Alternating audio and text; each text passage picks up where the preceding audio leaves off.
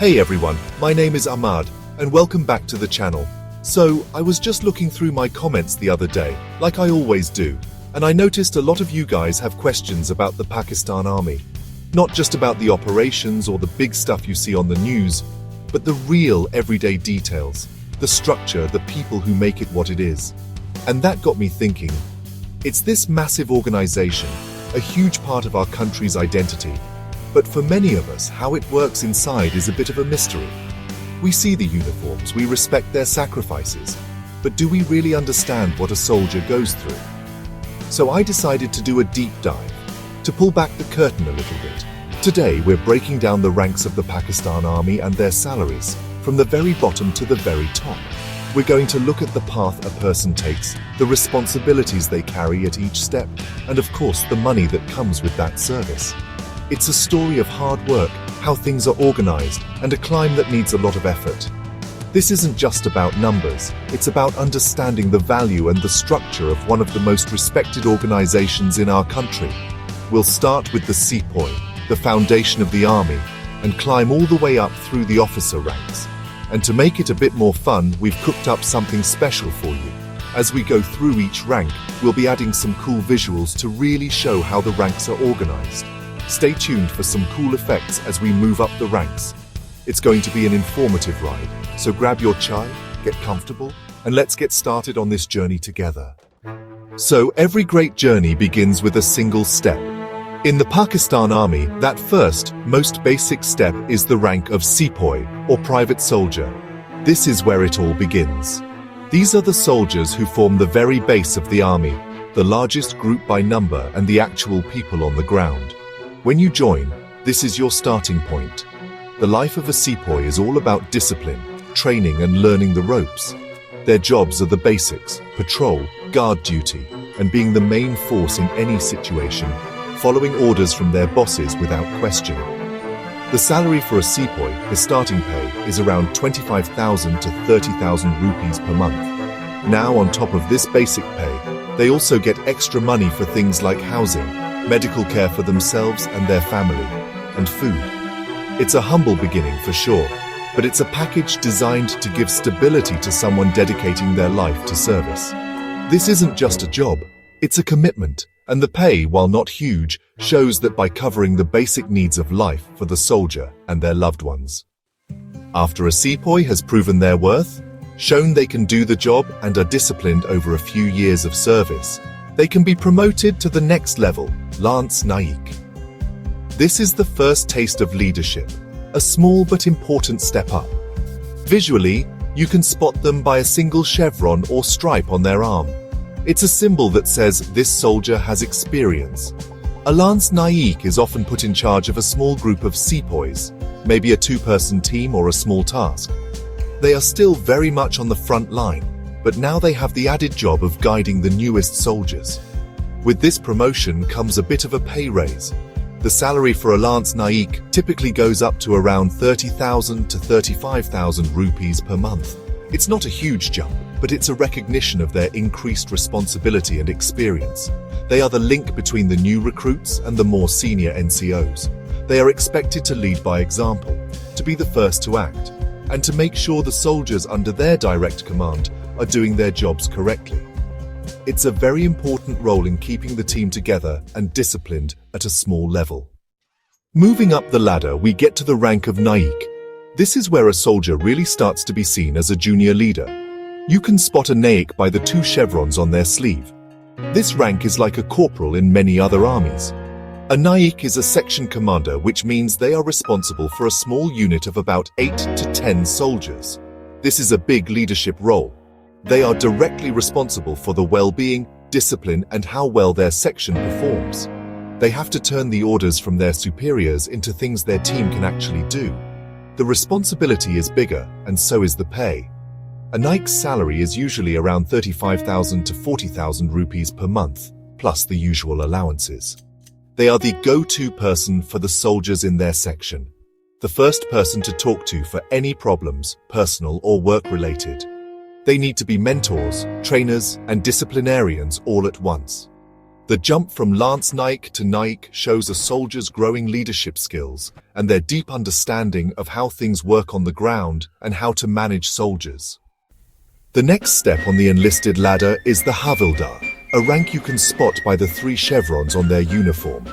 This is a senior non-commissioned officer or NCO rank, similar to a sergeant. A Havildar has a lot of authority and respect within the company. They are often in charge of a platoon's weapons and gear or work as a platoon quartermaster, handling supplies and logistics. Their experience is super valuable, and they act as a key link between the company's officers and the soldiers. They are the experienced veterans who have seen it all. As a senior NCO, a Havildar gets a higher salary, usually from 40,000 to 50,000 rupees per month. This pay shows their years of service and the important jobs they handle. They are not just leaders in fighting situations, but also in the daily life of the barracks. They are responsible for training, mentoring, and disciplining a large number of soldiers. Officers rely a lot on the wisdom and practical knowledge of their Havildars to keep the unit running smoothly. It's a rank earned through years of hard work and proven leadership. Now we reach a very important turning point. The rank of Naib Subedar marks the entry into the Junior Commissioned Officer or JCO category. This isn't just another promotion, it's a step into a different kind of leadership. JCOs are former enlisted soldiers who have shown amazing leadership and have been promoted to a status that bridges the gap between NCOs and commissioned officers. A Naib Subedar is identified by a single star on their shoulder. They often serve as a platoon commander responsible for about 30 to 40 soldiers. This promotion comes with a big increase in status and responsibility, and of course, salary. A Naib Subedar can expect to earn between 50,000 and 60,000 rupees per month. They are no longer just leading a small section. They are commanding a platoon, making tactical decisions, and working closely with the company's commissioned officers. They are highly respected figures, seen as the embodiment of experience and wisdom within the unit. The journey to becoming a JCO is long and tough, and reaching the rank of Naib Subedar is a major career achievement for any soldier. Moving further up within the JCO ranks, we have the Subedar. This rank is shown by 2 stars on the shoulder. A Subedar is a senior JCO with a lot of experience, often having served for 20 years or more. They hold a position of huge respect and authority. While a Naib Subedar might command a platoon, a Subedar often works as a senior advisor to the company commander, who is usually a captain or a major. They use their vast experience to guide the officer, especially if the officer is quite young. Given their seniority and important advisory role, the salary for a Subedar gets another big increase, usually in the range of 65,000 to 75,000 rupees per month. They are the guardians of the company's traditions, morale, and discipline. A good Subedar is the backbone of a company, making sure that the officer's plan is understood and carried out perfectly by the troops. They have almost a parent-like authority over the soldiers who look up to them for guidance and support. It's a role that combines commanding with mentoring in a very special way. So, we now arrive at the highest, most respected rank an enlisted soldier can achieve, the Subedar Major. This is actually the most senior junior commissioned officer in a battalion. Their rank badge is, a single national emblem, the crescent and star on their shoulder. There is only one Subedar Major per battalion, which, by the way, has about 800 to 1,000 soldiers. They are the chief advisor to the battalion's commanding officer, who is usually a lieutenant colonel. The Subedar Major is the link between the CO and all the JCOs and soldiers in the battalion. As the top of the JCO career path, the Subedar Major's salary shows their status, usually ranging from PKR 80,000 to PKR 100,000 per month. But honestly, their influence goes far beyond their pay. They are the ultimate authority on all matters related to the well-being, morale, and discipline of the battalion's enlisted ranks. The commanding officer relies on the Subedar Major's decades of experience and deep knowledge of the troops. To reach this rank is, for many soldiers, the ultimate dream, a symbol of a long and impressive career of service to the nation. Now, we completely change gears and enter the world of the commissioned officers. These are the men and women who join the army after graduating from the Pakistan Military Academy in Kabul. The very first rank they hold when they get their commission is second lieutenant. You can spot them by a single metal pip on their shoulder. They are the youngest, most junior officers in the army, often fresh out of the academy, and full of book knowledge but with little real-world experience. They are typically given command of a platoon. As a newly commissioned officer, their starting salary is much higher than that of the enlisted ranks, usually starting around 70,000 to 80,000 rupees per month, along with officer-specific benefits and allowances. Their main job is to learn and to lead. They are responsible for the lives and performance of the 30 to 40 soldiers in their platoon. It's a tough start, where they must quickly learn to use their academy training in real situations, earning the trust and respect of the much more experienced JCOs and NCOs who serve under them. After serving for a few years and showing they can do the job well as a platoon commander, a second lieutenant is promoted to the rank of captain. The badge for a captain is 2 pips on the shoulder. This is a rank where, honestly, an officer really starts to find their footing. They have moved past the initial learning phase and are now experienced junior leaders. A captain might continue to serve as a platoon commander, or they could be assigned to a staff role at the battalion headquarters, or even command a company if a major is not available. The pay for a captain shows their increased experience and responsibility, typically falling between 90,000 and 110,000 rupees per month. They are the hard workers of the officer group, handling a wide variety of operational and administrative tasks. They are expected to be good at tactics, management, and leadership.